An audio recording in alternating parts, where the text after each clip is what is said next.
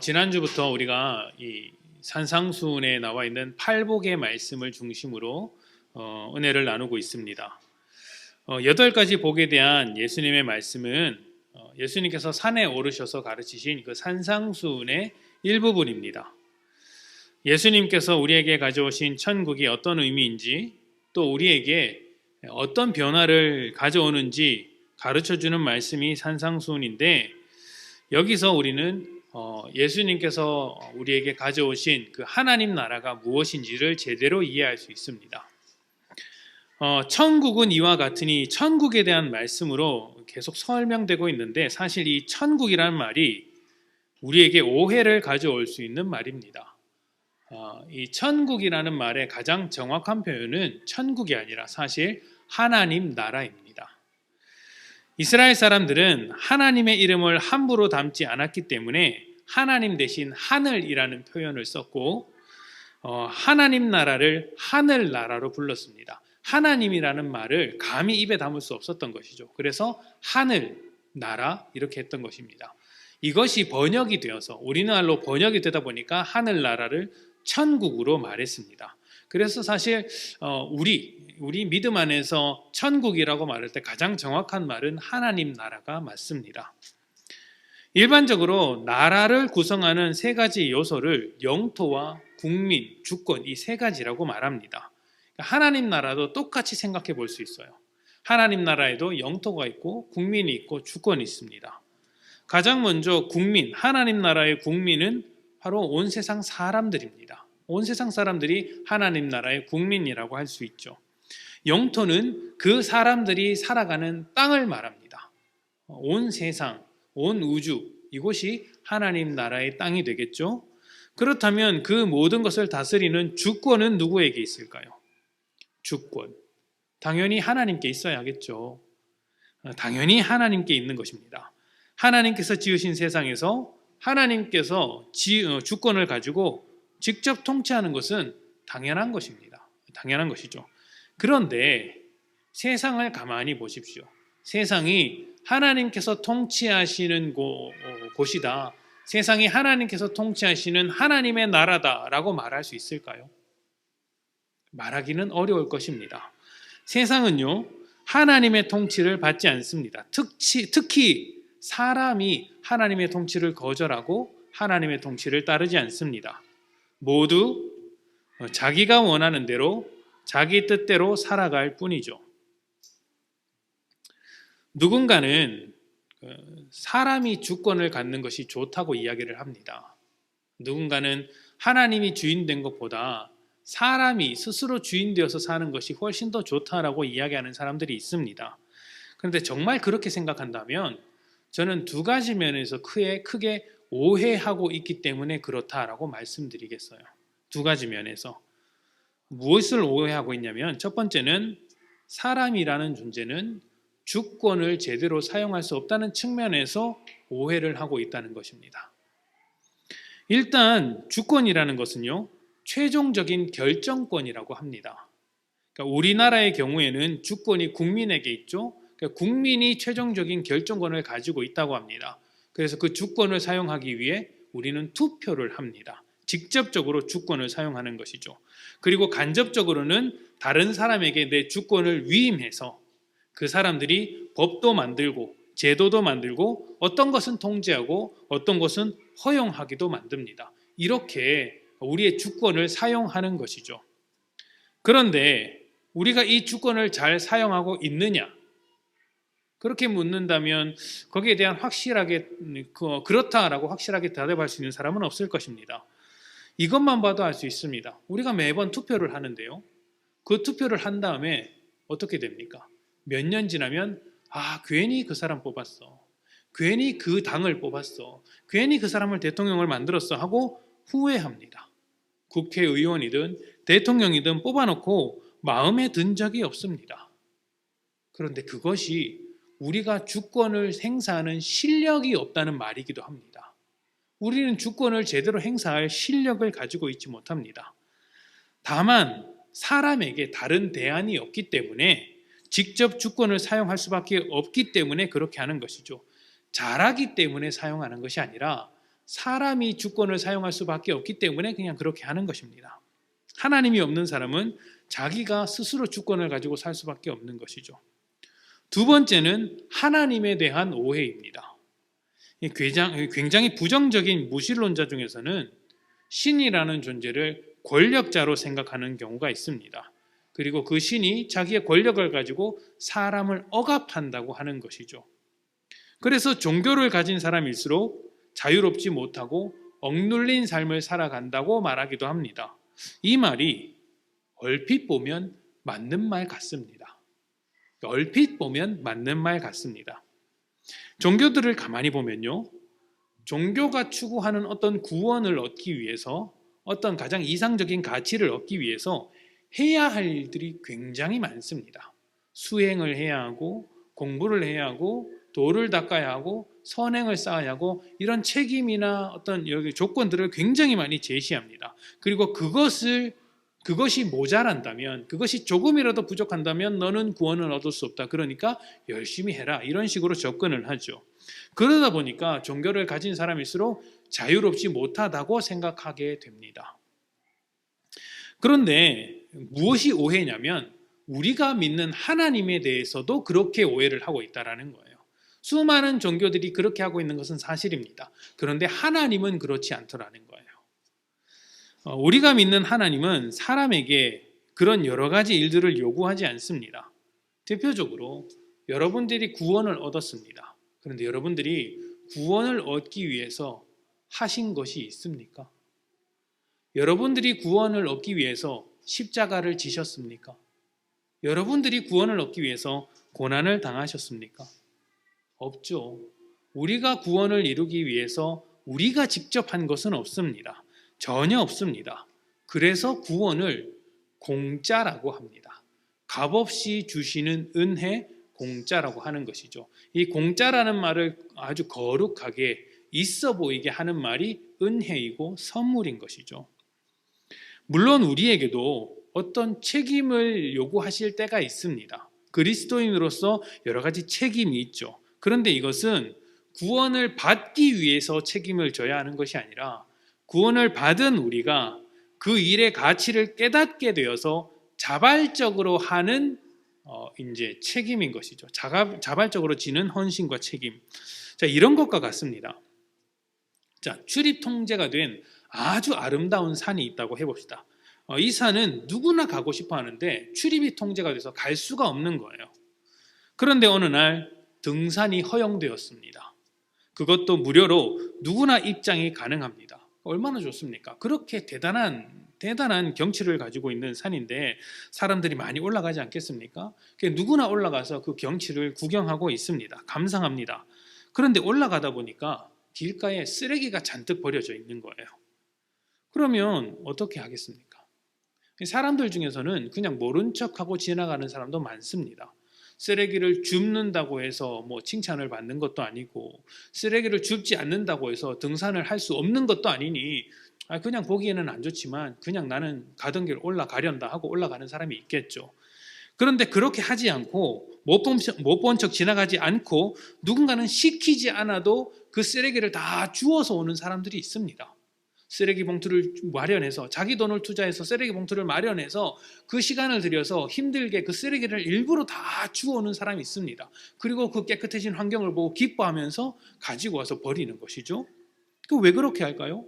안 치워도 등산할 수 있는데, 안 치워도 충분히 등산을 할 수 있는데, 좋은 경치를 구경할 수 있는데 왜 굳이 그렇게 할까요? 쓰레기를 치우는 일이 얼마나 가치 있는지, 또 그 쓰레기를 치움으로 인해서 그것이 얼마나 더 좋아지는지를 알기 때문에 자발적으로 기쁨으로 그 일을 하는 것이죠. 그리스도인에게 주어진 책임도 그런 것입니다. 구원을 얻은 뒤에 하나님의 눈을 갖게 되어서 하나님의 눈으로 세상을 바라보니까 너무 이상한 것들이 많은 거예요. 그래서 그것을 고치기 위해 내 삶을 헌신하게 되는 것입니다. 헌신하면 복 받는 것이 아니라 하나님과 함께 복을 누리는 삶을 살기 때문에, 구원을 받았기 때문에 그것에 감격하여 헌신을 하는 것이죠. 그래서 기독교는요, 조건을 요구하지 않고 은혜로 대합니다. 모든 사람에게 은혜로 대합니다. 여러분, 교회에 올 때 무슨 조건이 필요합니까? 교회에 올 때 아무런 조건이 필요하지 않습니다. 예수를 믿는 사람만 교회에 올 수 있습니까? 예수를 믿지 않아도 교회에 올 수 있습니까? 예수를 믿지 않아도 교회에 오는데 아무도 가로막지 않습니다. 왜요? 우리도 예수를 안 믿으면 우리가 그렇게 구원을 받았기 때문이죠. 그래서 누구나 예수를 이 앞으로 나올 수 있습니다. 누구나 받을 수 있습니다. 공짜기 때문이죠. 세상에는 무슨 교육을 받으려고 한다면 그에 걸맞는 자격을 갖추어야 합니다. 어디 회원이든지 돈을 내든지 아니면 어떤 미션을 달성해야든지 그래야지 결과를 받는 것인데 우리는 그렇지 않더라는 거예요. 모든 것을 은혜로 줍니다. 그렇기 때문에 조건이 없기 때문에 또 억압하지도 않습니다. 너 왜 못했어라고 말하지 않더라는 것이죠. 오히려 자유를 선포합니다. 못해도 괜찮아. 잘 못해도 괜찮아. 부족해도 괜찮아. 하나님께서 은혜로 주실 거야. 이렇게 말할 수 있는 것이 기독교인 것이죠. 그래서 우리는 기쁨과 감사로 이미 받았고 그것을 자발적으로 한다라는 기쁨과 감사로서 서로 돕는 공동체가 되는 것이죠. 이런 공동체의 성격은 굉장히 신기한 것입니다. 자, 하나님 나라는 이러한 하나님의 주권이 우리 삶에 회복되는 것입니다.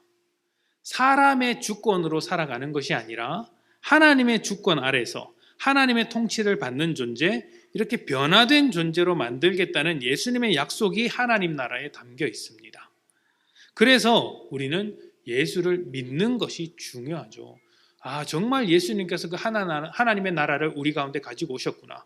우리에게 있는 죄와 사망의 권세를 끊어내고 하나님의 통치가 임하도록 하셨구나. 십자가 위에서 그 일을 이루어내셨구나. 부활의 생명을 우리에게 주셨구나. 우리는 이제 하나님 나라의 생명으로 살아가게 되었구나 라는 것을 믿는 것이 중요한 것이죠. 믿음으로 우리는 하나님의 자녀가 되었습니다. 자, 이렇게 믿음으로 하나님의 자녀가 되면 우리의 존재 가치가 달라집니다. 믿지 않을 때 나는 그냥 세상 속의 한 사람일 뿐입니다. 나를 존귀하게 생각할 어떤 이유도 없습니다. 여러분들이 존귀합니까? 자, 하나님을 딱 빼고 하나님의 자녀라는 사실을 딱 빼고 여러분이 존귀하다는 사실을 무엇으로 증명할 수 있습니까? 하나님이 없다고 생각할 때 여러분이 존귀하다는 사실을 무엇으로 증명할 수 있습니까? 하나님이 없으면 사람이 존재하는 것은 우연에 불과합니다. 그렇지 않습니까? 우리는 우연히 만들어진 존재이죠. 우연에게는 의미라는 것이 없습니다. 의미가 없기 때문에 우연인 거예요. 그렇다면 우리는 우주의 수많은 먼지와 다를 바 없습니다. 인생이 먼지와 같은 인생인 것이죠.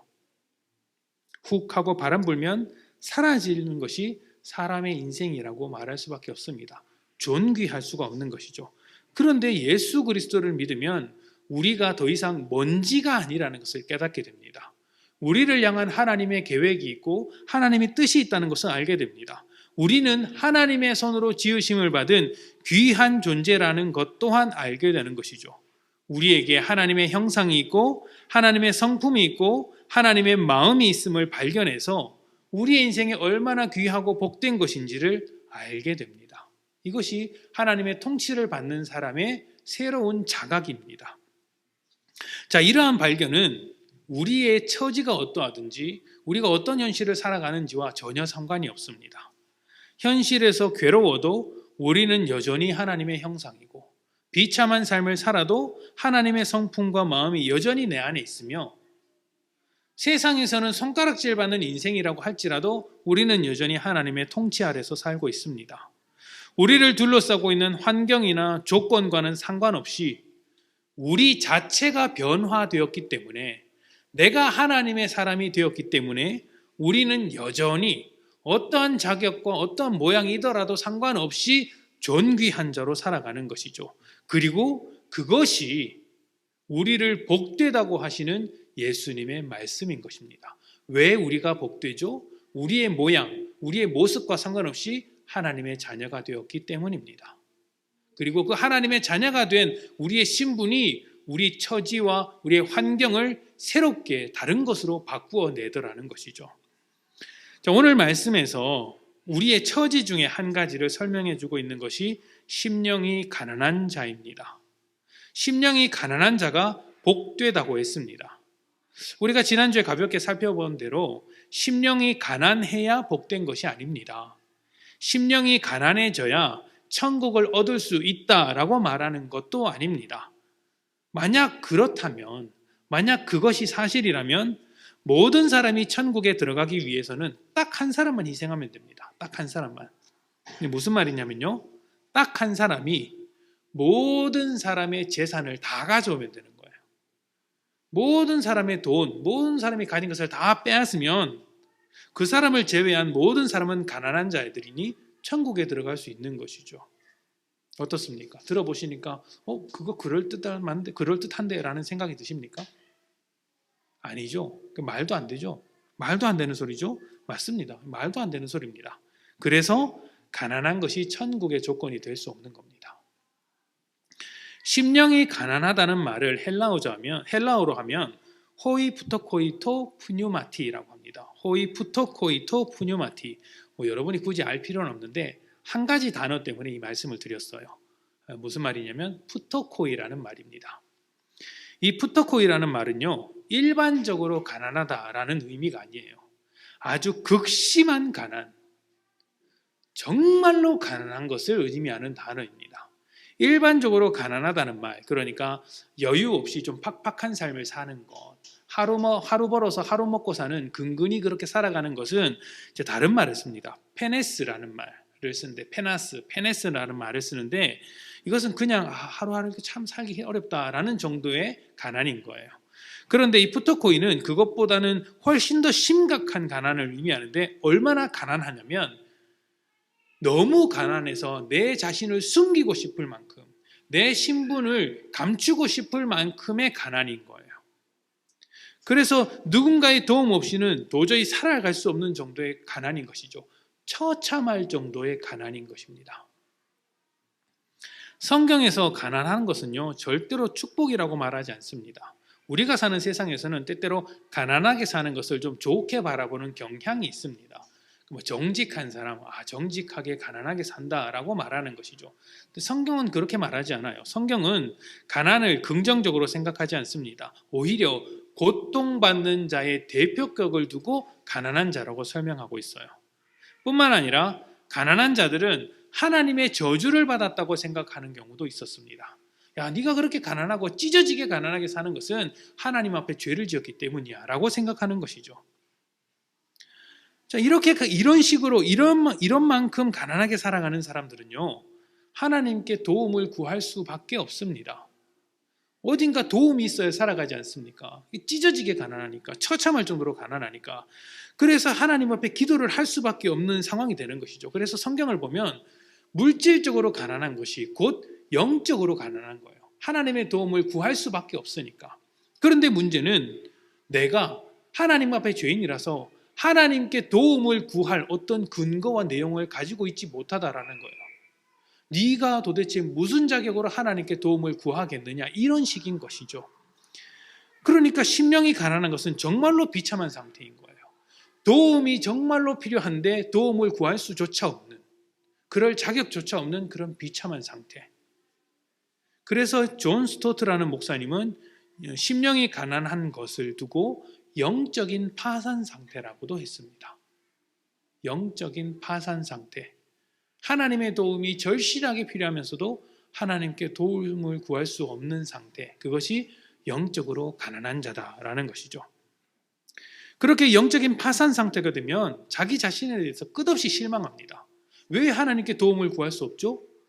자기가 그렇게 죄인이라는 것을 발견했으니까, 자기가 그렇게 무익한 사람이라는 것을 발견했으니까, 도움을 구할 수 없는 아주 쓸모없는 인간이라는 것을 발견했으니까 파산 상태가 되는 것이죠. 자, 그런데 생각해 보십시오. 세상에서는 이렇게 쓸모없다고 여기는 것, 자신을 쓸모없다고 여기는 것을 좋아하는 사람이 있을까요? 없습니다. 세상에는 단 한 사람도 이것을 복되다고 말하지 않습니다.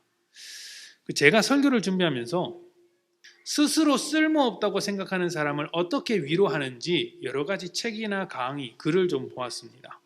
세상에서는 어떻게 그런 사람들을 위로하고 조언해 줄까 생각을 이렇게 좀 찾아봤는데요. 세 가지 정도가 있었어요. 첫 번째는 자신을 쓸모없다고 생각하는 사람에게 어떤 조언을 해주냐면 자기의 기준을 낮추라고 합니다. 기준.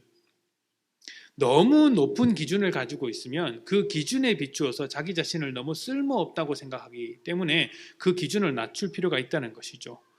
예를 들면 이런 것입니다. 100명 중에 50명 하는 학생이 그 기준을 1등에다 두면 1등에 비추어서 자기 자신을 너무 쓸모없다고 생각하는 것이죠. 나는 50등인데 나는 1등이 되지 못했어. 1등이 되지 못했어. 이렇게 쓸모없게 생각한다는 거예요. 그래서 그 기준을 낮추라는 거예요. 100등으로 낮추면 야, 나는 50등이나 되었어 라고 내 자신을 쓸모있게 생각한다는 것이죠. 이것이 첫 번째 조언이었습니다. 두 번째는요, 그냥 쓸모없는 자신을 인정하라는 겁니다. 내가 이렇게 부족하다, 내가 이렇게 모자란다, 내가 이렇게 쓸모없다, 이렇게 인정하는 것이죠. 이렇게 자신을 인정하면 객관적으로 자기를 볼 수 있게 되고 그때로부터 자기의 부족함을 채울 수 있다고 합니다. 그러니까 자기의 쓸모없음을 인정해서 그 쓸모없음으로부터 벗어날 수 있는 것이죠. 이것이 두 번째 조언이었습니다. 세 번째는요, 다른 사람이 쓸모없다고 말하는 것에 굳이 신경 쓰지 말라는 것입니다.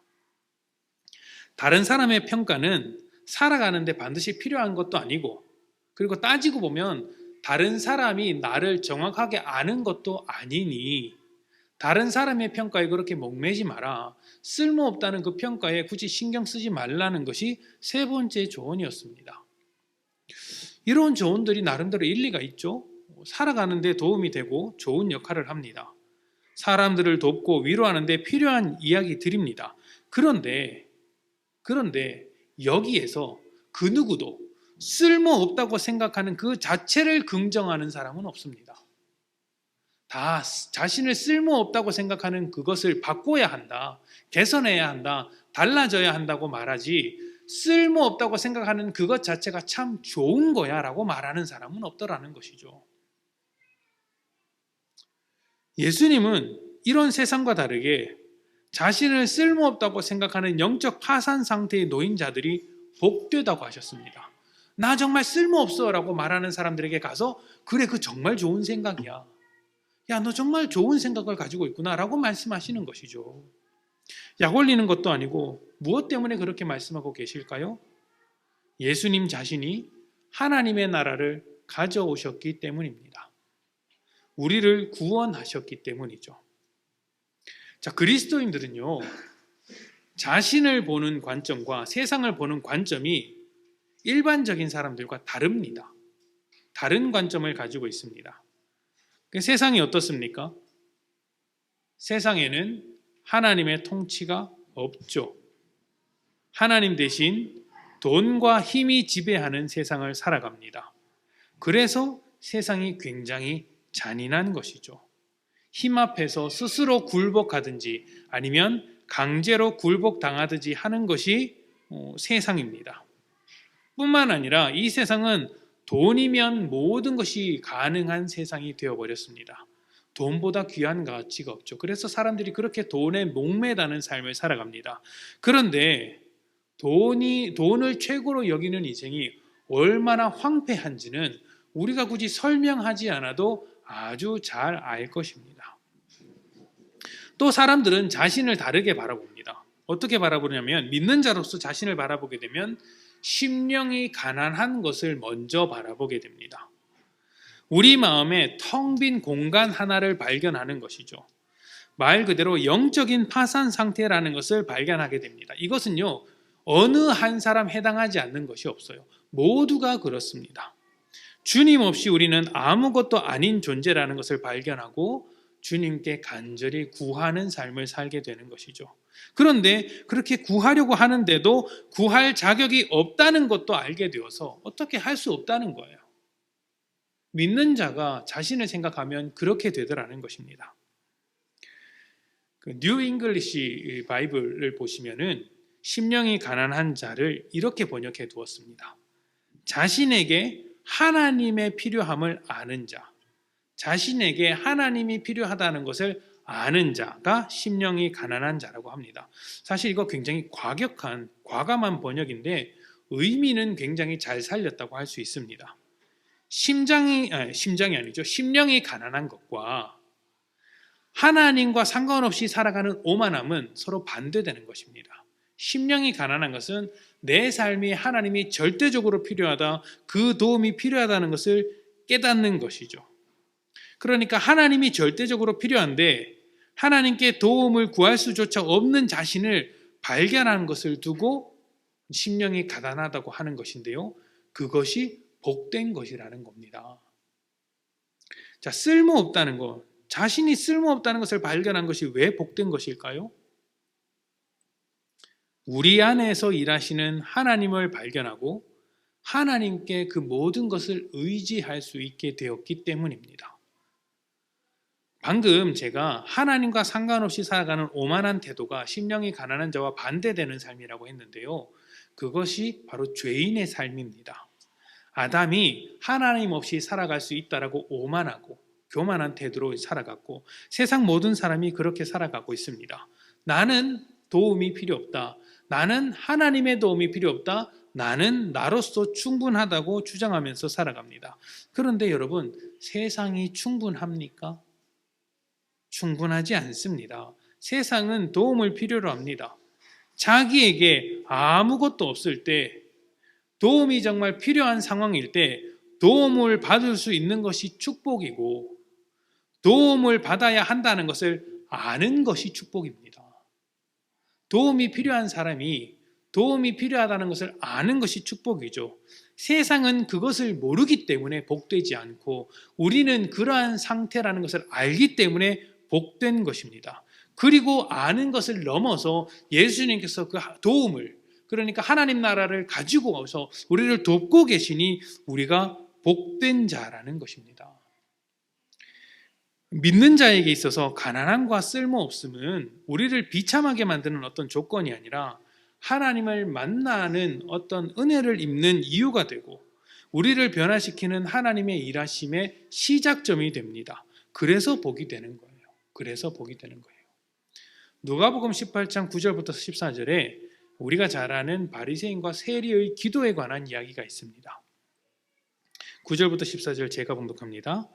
또 자기를 의롭다고 믿고 다른 사람을 멸시하는 자들에게 이 비유로 말씀하시되 두 사람이 기도하러 성전에 올라가니 하나는 바리새인이요 하나는 세리라. 바리새인은 서서 따로 기도하여 이르되 하나님이여 나는 다른 사람들 곧 토색, 불의, 간음을 하는 자들과 같지 아니하고 이 세리와도 같지 아니함을 감사하나이다. 나는 일해에 2번씩 금식하고 또 소득의 11조를 드리나이다 하고. 자, 천국에 들어갈 만한 사람이라고 한다면 이 바리새인과 같은 사람이지 않겠습니까? 훌륭해 보이죠. 기도하고 다른 사람이 하는 악한 일들을 하지 않으며 내가 금식하고 11조도 꼬박꼬박 드리고 있습니다. 거룩하게 살고 있습니다. 이렇게 자신을 드러낼 수 있는 사람이 천국에 들어갈 만한 사람, 하나님 나라의 사람이라고 말할 만하죠. 반면 세리의 모양을 봅시다. 13절입니다. 세리는 멀리 서서 감히 눈을 들어 하늘을 쳐다보지 못하고 다만 가슴을 치며 이르되 하나님이여 불쌍히 여기소서 나는 죄인으로소이다 하였느니라. 자, 어떻습니까? 세리는 자기가 죄인이라는 것을, 자기가 쓸모없는 인생이라는 것을 너무나도 잘 알고 있습니다. 그래서 가슴을 치면서 나는 죄인입니다. 나는 죄인입니다 라고 하죠. 그런데 이 두 사람을 놓고 예수님께서 이렇게 언급을 하십니다. 14절입니다. 내가 너희에게 이르노니 이에 저 바리새인이 아니고 이 사람 곧 세리가 의롭다 하심을 받고 그의 집으로 내려갔느니라. 무릇 자기를 높이는 자는 낮아지고 자기를 낮추는 자는 높아지리라 하시니라. 아멘. 스스로 가치 있다, 스스로 쓸모 있다, 스스로 나는 괜찮다, 스스로 나는 살만하다, 나는 풍족하다, 그렇게 자신만만한 자는 높은 자입니다. 근데 이런 높은 자는 하나님 앞에 오히려 낮아지는 것이죠. 반대로 자기의 죄를 깨닫고 자기의 부족함을 알고 자기의 쓸모없음을 알아서 하나님의 도우심을 간절히 구하면서 스스로 죄인이라고 고백하는 사람은, 자신을 낮추는 사람은 하나님께서 높이십니다. 하나님의 도우심이 필요하다는 것을 인정하기에 하나님께서 도우신다는 그 사실을 감격할 수 있는 것이죠. 여기에서 바로 이제 이 세리가 심령이 가난한 자입니다. 하나님의 도움을 간절히 필요로 하지만 주님께 감히 나아갈 수 없음을 알고 처절하게 멀리 떨어져서 주님 앞에 기도하는 인생인 것이죠.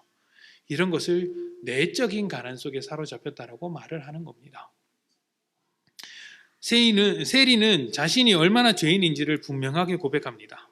자기의 죄를 깨닫고 아무것도 아닌 자신을 하나님께 도와달라고 그렇게 간절히 구하지만 또 자신이 도움받을 수 없다는 것도 너무 잘 알고 있는 것이죠. 만약 예수님께서 하나님의 나라를 우리에게 가져오지 않으셨다면 이 죄인 세리는 그냥 비참한 상태로 끝날 것입니다. 또 예수님께서 우리와 상관이 없고 우리에게 어떤 믿음도 없다면 심령이 가난한 우리는 그저 비참한 인생으로 살아가야 할 것입니다. 쓸모없는 인생이니까요. 쓸모없는 인생으로 살아가야 하니까 이것이 무슨 복이겠습니까? 무슨 소망이 있으며 어디로부터 도움을 얻겠습니까? 말 그대로 아무것도 아닌 자신의 존재로 인해 끝없는 좌절의 나락으로 떨어질지도 모릅니다. 그런데 예수님께서 그 하나님의 나라를 가지고 우리에게 오셨고 우리의 마음이 가난하다는 것을 밝혀주셨습니다. 그래서 이 마음으로 인해서 우리가 가난하다는 것을 아는 사람은 우리에게 다가오신 예수님의 은혜도 알게 되는 것이죠. 아, 내가 이렇게 가난해서 주님께서 그 풍성한 하나님의 나라를 가지고 오셨구나. 가지고 오지 않으셨다면 내 삶이 비참하고 쓸모없는 것이 아무런 의미가 없겠지만 가지고 오셨기에 그것으로부터 하나님의 나라를 시작하게 되니 감격하고 감사한 것입니다. 심령이 가난한 것이 왜 복되죠? 하나님께서 그 빈자리를 채워주시기 때문입니다. 채워주실 것이 아니라 이미 채워주셨기 때문입니다. 그래서 예수님을 믿는 믿음의 사람들은 심령이 가난한 것을 가지고도 기뻐할 수 있는 것이죠. 심령이 가난함에도 쓸모없는 인생임에도 우리를 자녀로 삼아주신 은혜, 그것을 알게 된 사람이 보여주는 삶의 태도가 한 가지 있습니다. 겸손한 것이죠. 겸손. 내가 쓸모없는 인생이라는 것을 발견하게 되었으니 나를 자랑하지 않고 오히려 나를 복되게 만들어주신 주님을 자랑하는 것입니다. 그래서 겸손합니다. 그리고 그 겸손한 마음으로 이렇게 살아갑니다. 첫 번째, 자신의 부족함을 철저하게 인정하며 고백합니다. 그리고 그 속에서 구원해 주신 은혜를 감사하죠. 두 번째로는 하나님 앞에 간절히 기도합니다. 내가 쓸모없는 인생이라는 것을 알고 도움이 필요하다는 인생을 알게 되었으니 하나님 앞에 그 누구보다 간절히 고백하며 기도합니다. 불쌍히 여겨달라고 기도하는 것이죠. 그리고 세 번째는 조금 더 중요한데 절대로 혼자 살지 않습니다. 혼자 살아갈 수 없다는 것을 알기 때문에 혼자 살지 않습니다. 어떻게 살까요? 하나님과 함께 삽니다. 하나님의 뜻을 묻고 하나님을 의지하여 하나님과 함께 살아가기를 합니다. 소망합니다. 이것이 심령이 가난한 자들이 살아가는 삶의 모습인 것이죠. 그리고 마지막으로 이웃의 가난함을 돕습니다.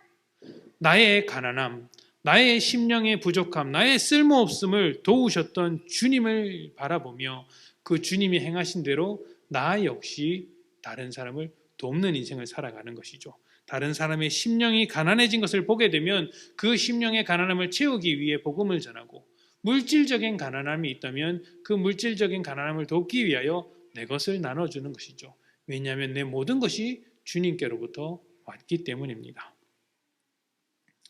여러분, 이 성령의 8가지 복, 이 8복은요 각각의 나눠진 것들이 아니라 사실은 모든 그리스도인들이 가지고 있는 하나님 나라의 하나의 성격이라고 볼 수 있습니다. 성령의 9가지 열매가 9가지가 아니라 사실 하나이듯이 8가지 복도 8가지 복된 상태도 사실 그리스도인들이 가지고 있는 모든 상태라고 말할 수 있어요.